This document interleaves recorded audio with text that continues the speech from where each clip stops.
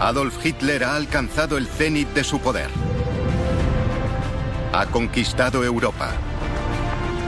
Para millones de alemanes, es presentado como un gran genio y estratega militar.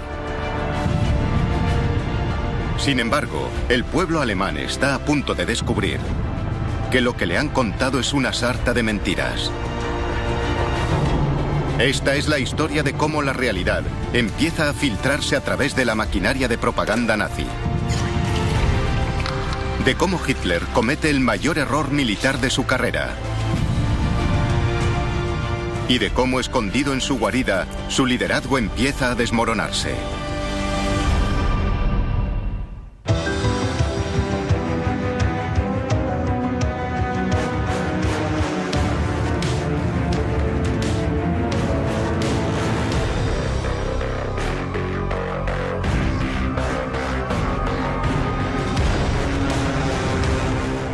El ascenso del partido nazi. El mayor error de Hitler. Berlín, primavera de 1941. 18 meses después del comienzo de la guerra, Adolf Hitler parece el amo del mundo. Ha devuelto a Alemania su grandeza. Su pueblo, otrora temeroso de la guerra, ahora está convencido de que todo acabará pronto.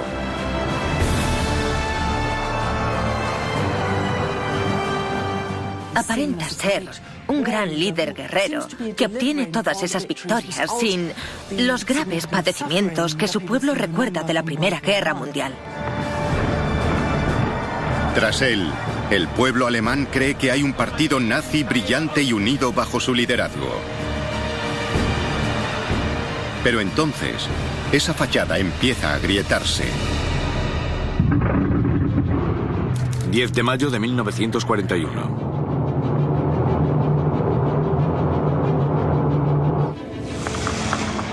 A comienzos del verano de 1941, un oficial alemán se lanza en paracaídas sobre un campo del sur de Escocia. Rápidamente lo recoge un sorprendido voluntario y es trasladado a Londres para su interrogatorio.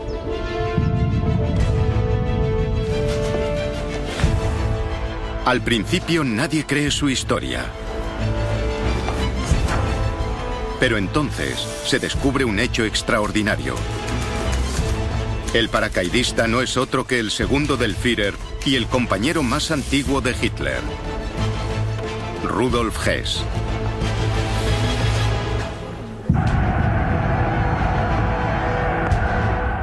Rudolf Hess había sido una figura clave en el partido nazi desde los años 20. Había sido secretario personal de Hitler durante todo ese periodo. Era un hombre que era parte importante de la maquinaria nazi. Era muy conocido, muy famoso en toda Alemania. La pregunta es, ¿qué hace solo en Gran Bretaña?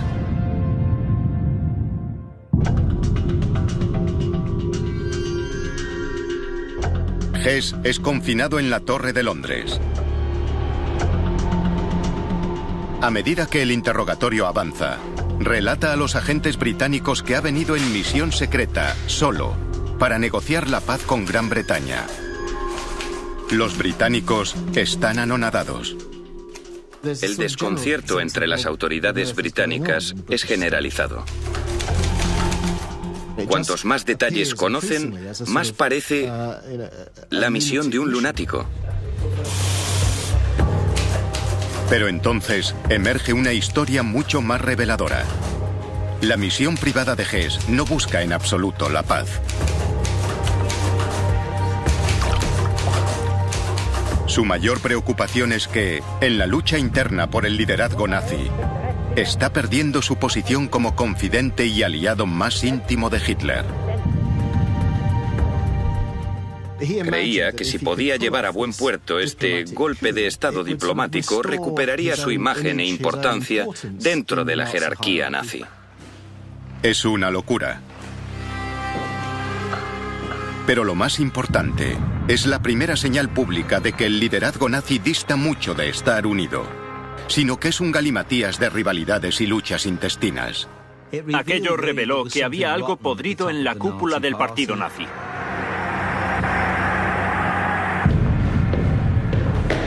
...11 de mayo de 1941. En Alemania, Hitler tiene conocimiento de la misión secreta por una carta que ha dejado el propio Hess. Se pone furioso. Llama a sus ayudantes, asesores y se pone a dar gritos. Puede que fuese la primera vez que un líder nazi importante rompía la disciplina. Fue una crisis enorme y la situación más delicada que habían experimentado Hitler y el partido. Hess ha traicionado al partido y a Hitler. El problema para Hitler es cómo mantener la ilusión de un liderazgo unido, cuando evidentemente no lo es.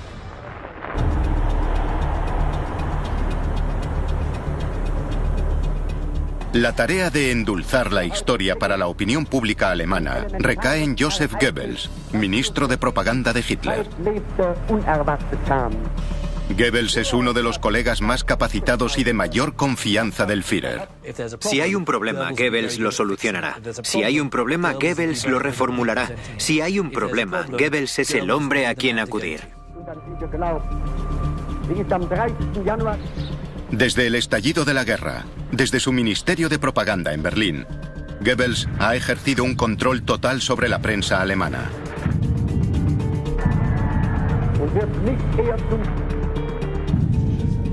Pero esto es una pesadilla de manipulación. ¿Cómo recuperar la imagen de un liderazgo nazi unido? La respuesta de Goebbels es presentar a Hess como una manzana podrida.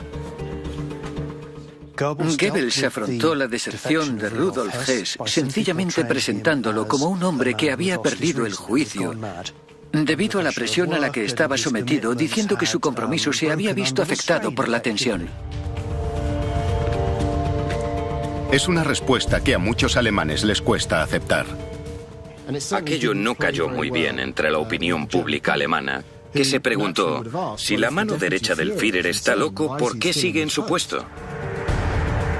La crisis de Hess pasa, pero por primera vez, la imagen del liderazgo de Hitler parece bastante alejada de la realidad. Y esa separación está a punto de hacerse mucho mayor. 22 de junio de 1941.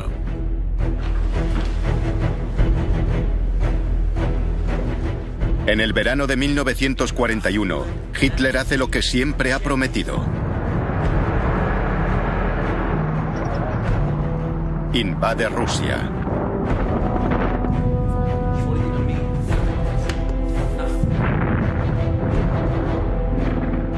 Es algo que había jurado hacer desde aquellos primeros días en las cervecerías de Múnich.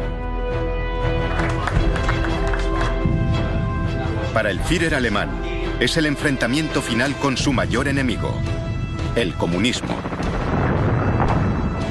Era nosotros o ellos. O los nazis conquistaban a los bolcheviques soviéticos o... Tarde o temprano, Stalin y la Unión Soviética habrían conquistado y exterminado a los alemanes.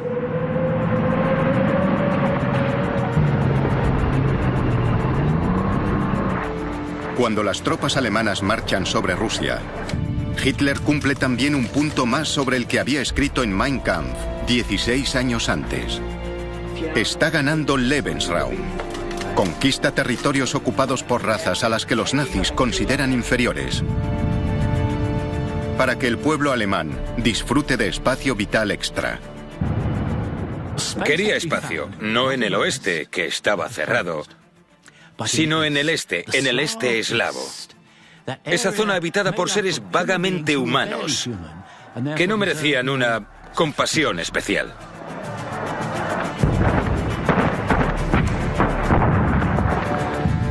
Las tropas alemanas avanzan por la Unión Soviética más y más rápido de lo que nadie había imaginado.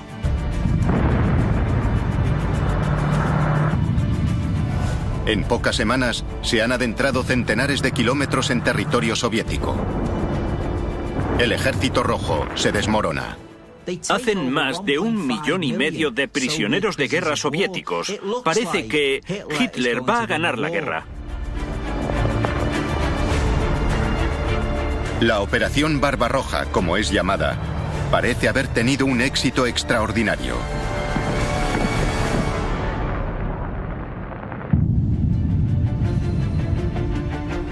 En Alemania reinan el alivio y la alegría.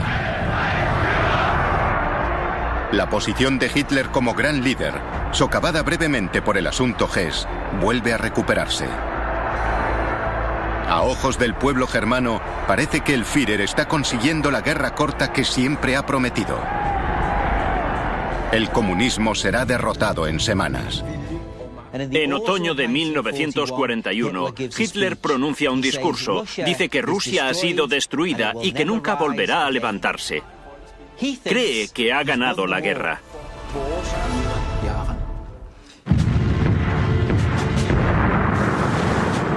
Octubre de 1941. Pero entonces, el avance se ralentiza. Los rusos empiezan a contraatacar. La Unión Soviética echa mano de sus enormes reservas de personas, muchos millones más que Alemania. En privado, los generales alemanes empiezan a mostrar preocupación por la magnitud de la tarea que les aguarda. Se comenta que hubo generales que dijeron: pero mira que es grande este país. En alemán. Rusia era tan inmensa que ocuparla era un problema logístico difícil de superar. Lejos de casa, lo que la mayoría no ve es que la máquina de guerra alemana se tambalea. Hitler, el genio militar autodidacta, está a punto de enfrentarse a la cruda realidad.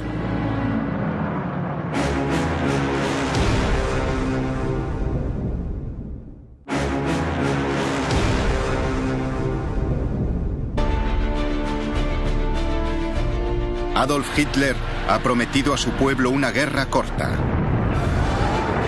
La mayoría le cree. Pero ahora, la dolorosa realidad está a punto de abrirse paso. No habrá más victorias fáciles.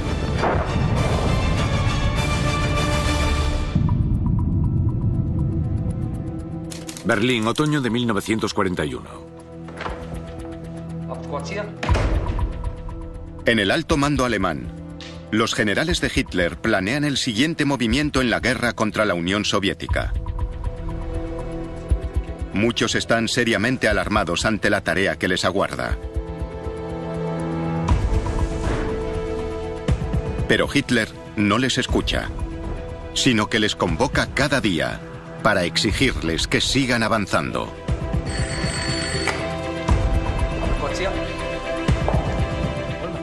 No dejaba que sus generales se relajasen. Los convocaba, repasaba los planes y les decía: id más rápido. Y eso es fácil de decir. Pero los tanques, los camiones y el personal no pueden ir más rápido de lo que su propia logística permite. Los generales de Hitler hacen lo que pueden. Pero entonces ocurre algo sobre lo que no tienen ningún control.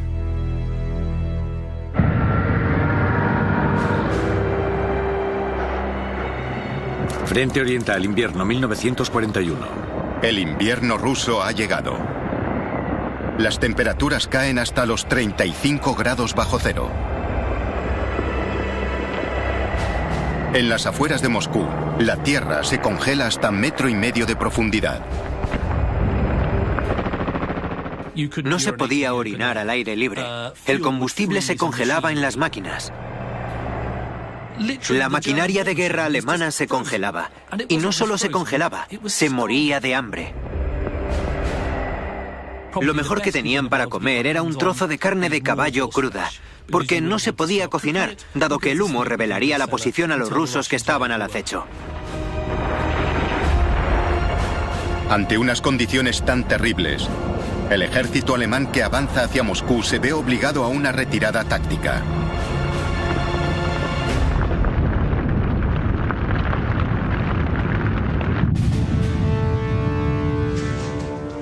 Hitler es un serio contratiempo.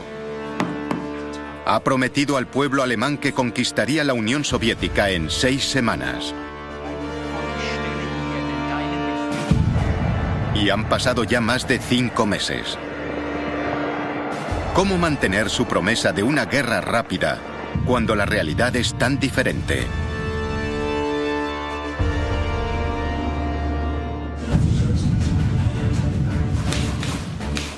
De nuevo, la maquinaria de propaganda de Joseph Goebbels entra en acción.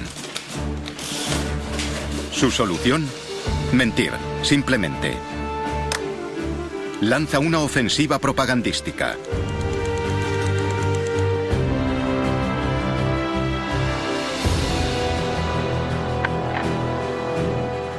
Los noticiarios muestran a los soldados alemanes disfrutando de la nieve y obligando a las tropas rusas a huir.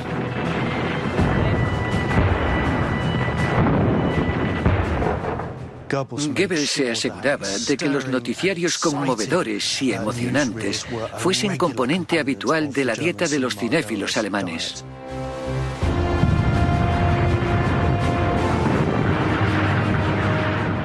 Tenía empresas de propaganda que acompañaban literalmente a las tropas al frente.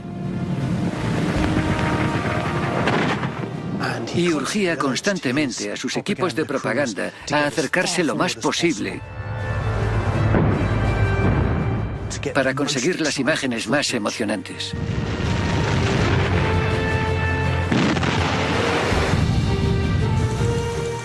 Hitler, lejos de estar equivocado sobre la guerra con la Unión Soviética, es presentado como un gran genio y estratega militar. Pero entonces se produce un suceso nuevo y totalmente inesperado.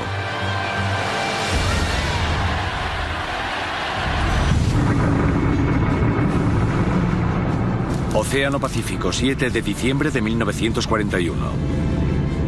Sin previo aviso, aviones japoneses bombardean la flota estadounidense del Pacífico en Pearl Harbor, Hawái.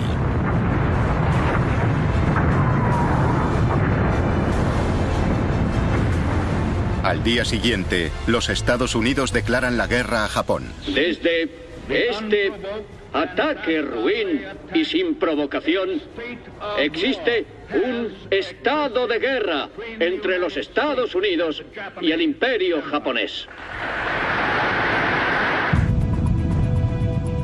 Berlín, 7 de diciembre de 1941. Para Hitler, es un momento crítico. Japón es un aliado. ¿Debe dejar que japoneses y estadounidenses se enfrenten entre sí o debe aliarse con sus amigos japoneses? Es una decisión trascendental y Hitler la sopesa solo. Los contras de enfrentarse a los Estados Unidos son obvios.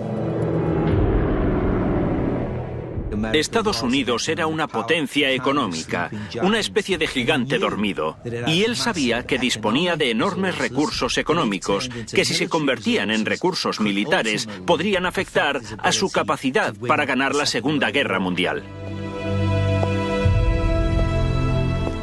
Sin embargo, para Hitler, esa es solo una parte de la historia.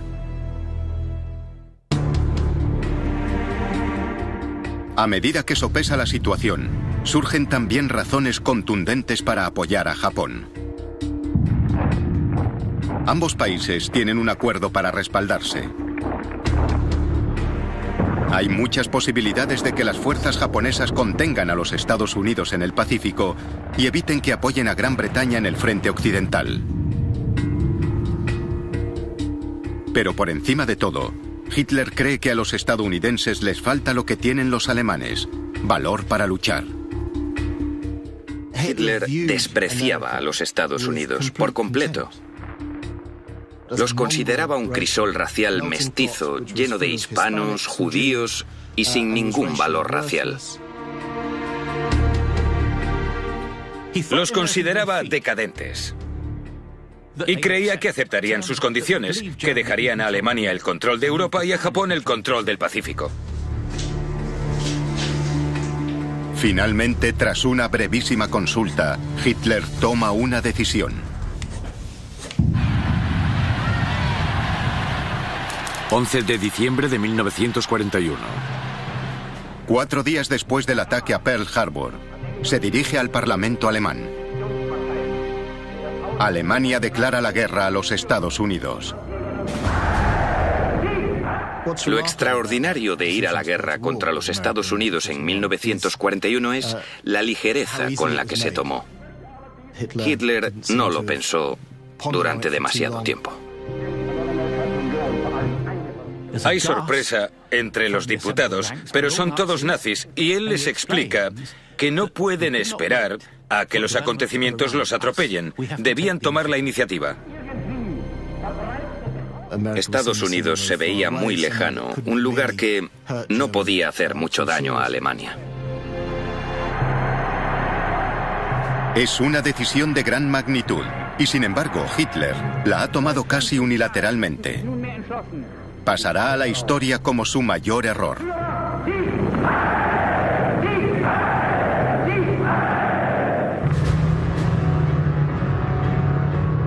Las fuerzas alemanas, ya empantanadas en Rusia, ahora se enfrentan al país más poderoso del mundo.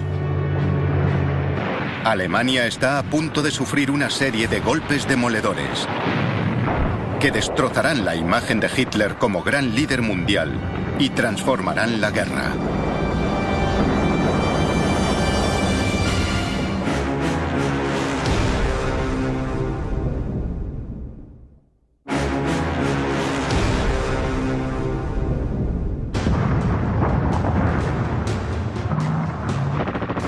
En el este, las tropas alemanas están empantanadas en la Unión Soviética. Ahora, Hitler ha declarado la guerra a los Estados Unidos, la mayor potencia industrial del mundo.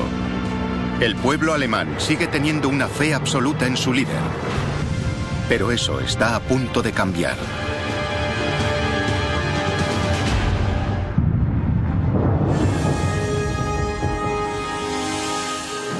Rusia, 1942. La primavera en el frente oriental trae un clima más cálido y el sexto ejército alemán retoma la ofensiva. Asedia la ciudad industrial de Stalingrado.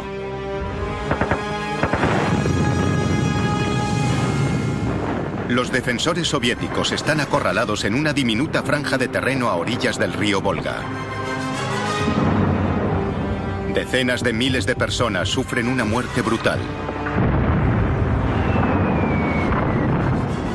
Stalingrado es testigo de la lucha más brutal. Nada volvería a ser igual después de Stalingrado. La guerrilla urbana es extraordinariamente confusa y Stalingrado fue un paradigma de ese tipo de guerra.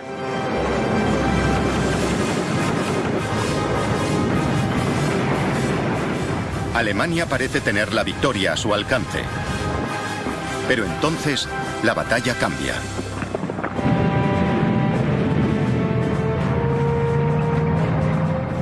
Noviembre de 1942.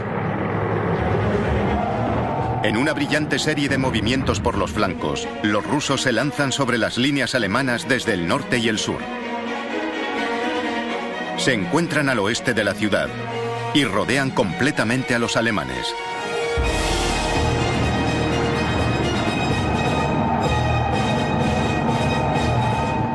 De repente se vuelven las tornas. Cerca de 250.000 de soldados alemanes han quedado aislados de sus líneas de suministros.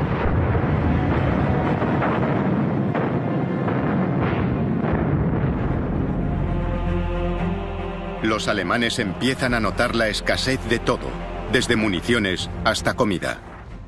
Estaban llenos de piojos.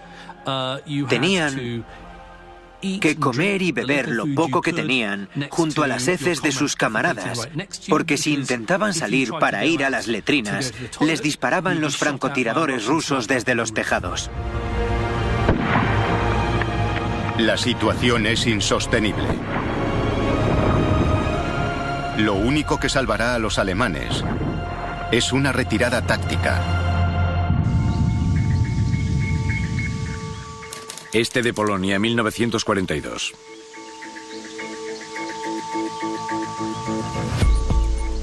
A estas alturas, Hitler ha trasladado su cuartel general a un enorme complejo de búnkeres al este de Polonia. La guarida del lobo, como es conocida, es su nueva base, a 700 kilómetros del mando militar en Berlín. Aquí, lejos de las miradas del pueblo alemán, Hitler celebra una reunión de crisis. La mayoría de sus altos mandos militares abogan por una retirada estratégica. La alternativa es la aniquilación total de todo un ejército. Pero Hitler toma otra decisión unilateral. Los alemanes se quedarán y lucharán hasta el último hombre.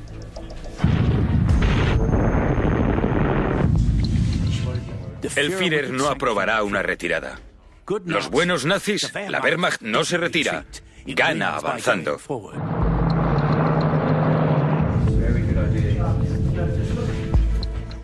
Su idea es permanecer en el puesto y morir si es necesario, pero nunca retirarse.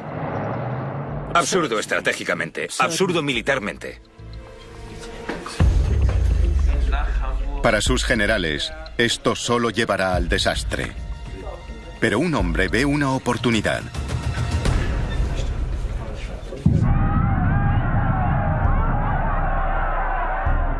Hermann Göring tiene fama de ser un líder poderoso y eficaz.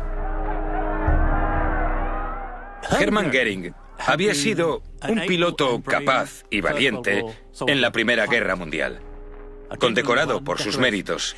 Él comprendía la guerra, había luchado en una. Göring lleva en el partido nazi desde 1922. Ha transformado a los camisas pardas, que han pasado de pandilla de matones a fuerza de combate formidable. Y resultó herido en el golpe de la cervecería de Hitler de 1923. Como jefe de la Luftwaffe y sucesor elegido por Hitler, ocupa unas impresionantes oficinas en el centro de Berlín, no muy lejos del cuartel general del Führer.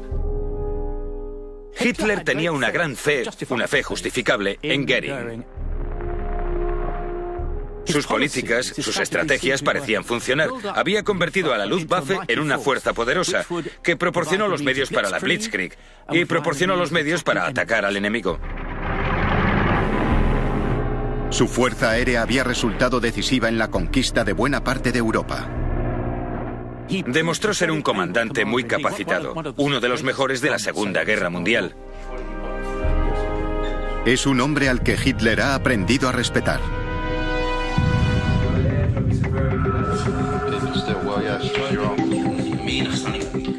Göring respalda la negativa de Hitler a aprobar una retirada de Stalingrado. Pero, sin embargo, sugiere reforzar al ejército con suministros lanzados por la Luftwaffe. Hitler aprueba entusiasmado la idea. Sin embargo, Göring ya no es el hombre que era, ni su juicio tampoco.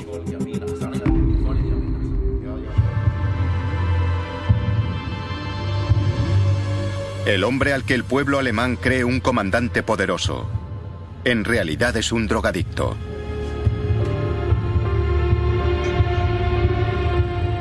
Depende completamente de la morfina.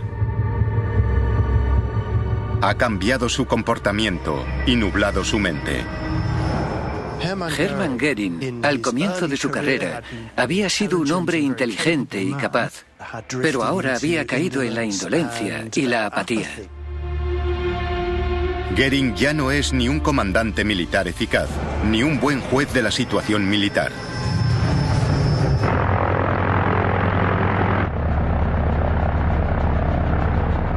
Su socorro de Stalingrado es un desastre.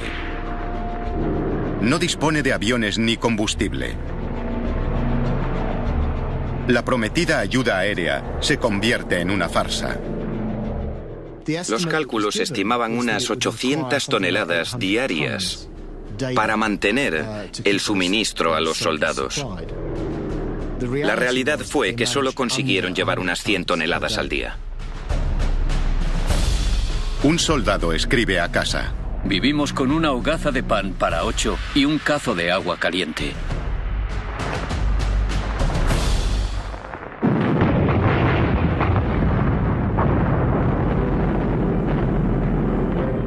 Enero de 1943. La posición alemana en Stalingrado se vuelve insostenible. Pero a finales de mes, el comandante alemán desafía a Hitler y se rinde.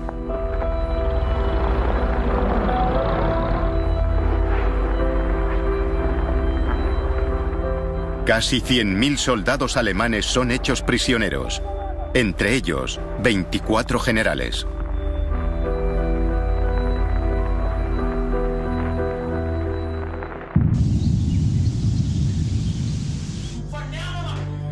Cuando la noticia llega a Hitler en la guarida del lobo, le repugna.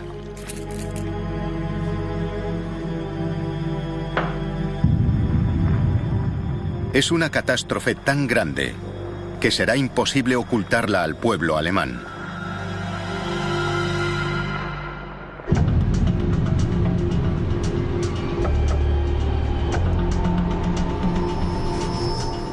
Una vez más, el hombre que debe dar la noticia es Joseph Goebbels. Él se da cuenta de que esto requerirá un mensaje nuevo. Se abandona la idea de una victoria rápida y se abraza la del heroísmo y resistencia únicos del ejército alemán. El asunto aquí, como en muchas otras manifestaciones de la época, es que el verdadero heroísmo alemán solo surge ante la derrota y ante un inmenso sufrimiento.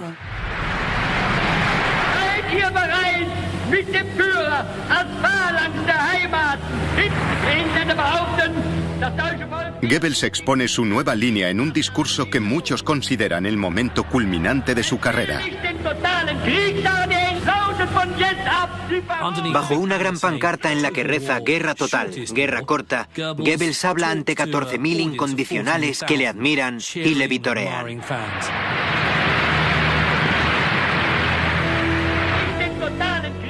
Es una apelación a la moral del pueblo que busca cambiar el apoyo a la guerra, basado inicialmente en el entusiasmo por las victorias rápidas y la velocidad de las conquistas, por la idea de resistir y también de abrazar el sufrimiento.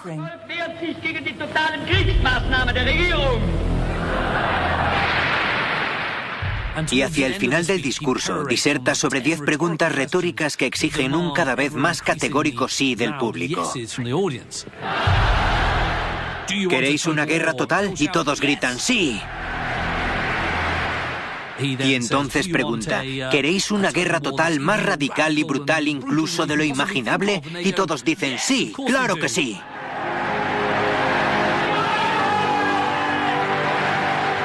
Pero Goebbels también tiene un segundo mensaje. La arenga al heroísmo alemán se apuntala con el miedo. Goebbels se lanza a bombardear al pueblo alemán con una visión de pesadilla. Les dice que los expulsarán de sus tierras históricas y ancestrales en el este, que violarán a sus mujeres, que sus jóvenes serán esclavizados y deportados a Siberia. No les quedaba otra que seguir luchando.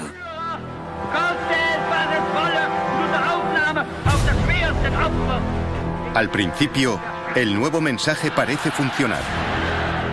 Pero la realidad está a punto de hacer nuevamente su aparición. Están a punto de enfrentarse a otro golpe brutal.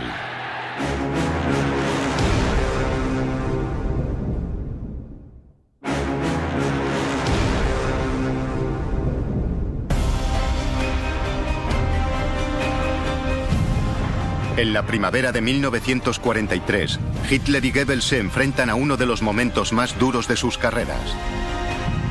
Le han dicho al pueblo alemán que si respaldan una guerra larga, ganarán. Pero la situación está a punto de empeorar.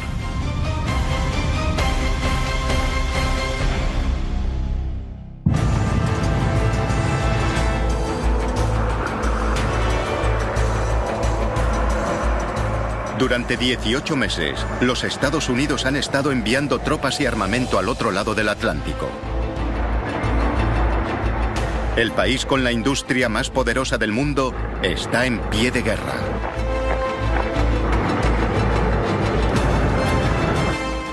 Los Estados Unidos pueden convertir sus empresas en lugares capaces de producir aviones y tanques muy rápidamente. La producción de aviones se dispara. De las factorías de coches salen miles de tanques. Las fábricas de máquinas de escribir producen ametralladoras. Y el resultado es predecible, una auténtica catástrofe para Alemania.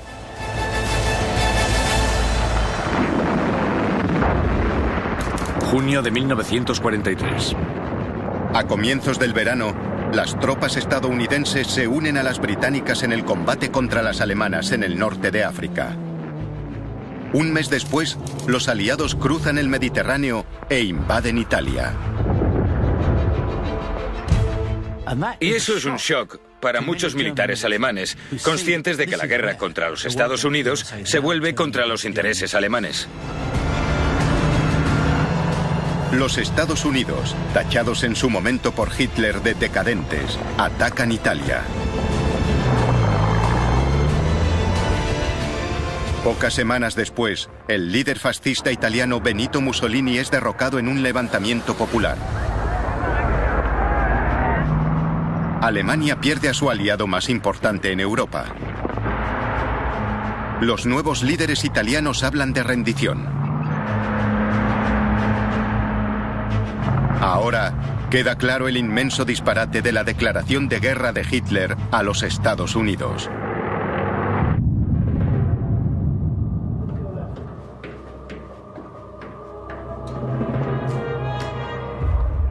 El Führer recibe la noticia en la guarida del lobo. Está horrorizado. Mussolini es uno de sus aliados más antiguos y fieles. Estaba profundamente afectado por el fracaso de Mussolini. Realmente lo tenía en alta estima como líder. Y se dice que también le tenía afecto, si es que tenía algún sentimiento. El Führer ordena a las tropas entrar en Italia para contener el avance de las fuerzas aliadas. Pero esto implica dispersar muchísimo al ejército alemán. En Rusia están retrocediendo. Se enfrentan a la amenaza de un ataque aliado en el oeste. E intentan conservar Italia y la costa mediterránea. Pero entonces ocurre algo terrible, imposible de suavizar con propaganda. Verano de 1943.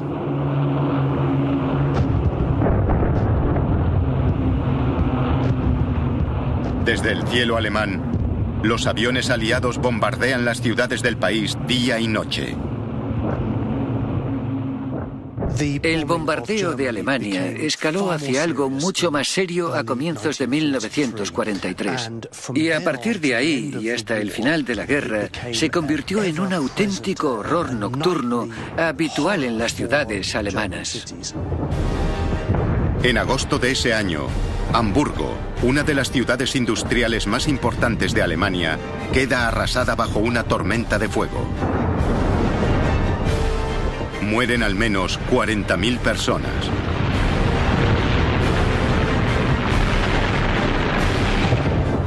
Hitler responde con un cambio tremendamente significativo en la política doméstica.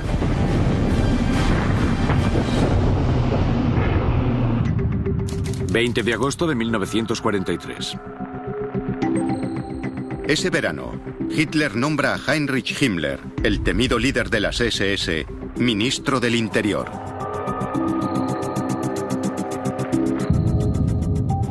Himmler es un nazi fanático. Un hombre al que le gusta fomentar su imagen de luchador elegante. Vive para el Führer. Vive para la grandeza de la causa alemana. Y todo se subordina a eso. Un hombre aterrador, uno de los nazis más inquietantes. El nombramiento de Himmler es una señal evidente de que Hitler ya no puede confiar en la buena voluntad de su pueblo. A partir de ahora, su posición se apoyará en la represión. Pero incluso a estas alturas, la mayoría de los alemanes no sospechan la auténtica gravedad de su situación. Apartado de la opinión pública, el hombre en el que han puesto su fe sufre graves problemas personales.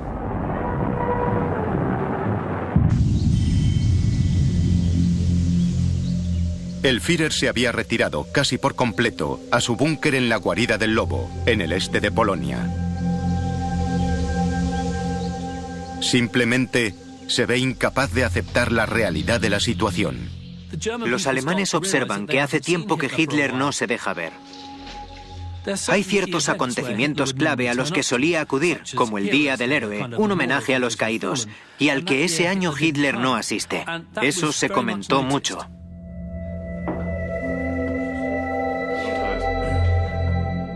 Se sienta a cenar cada noche rodeado solo por sus secretarios, porque ya no quiere hablar con sus generales, que solo le dan malas noticias.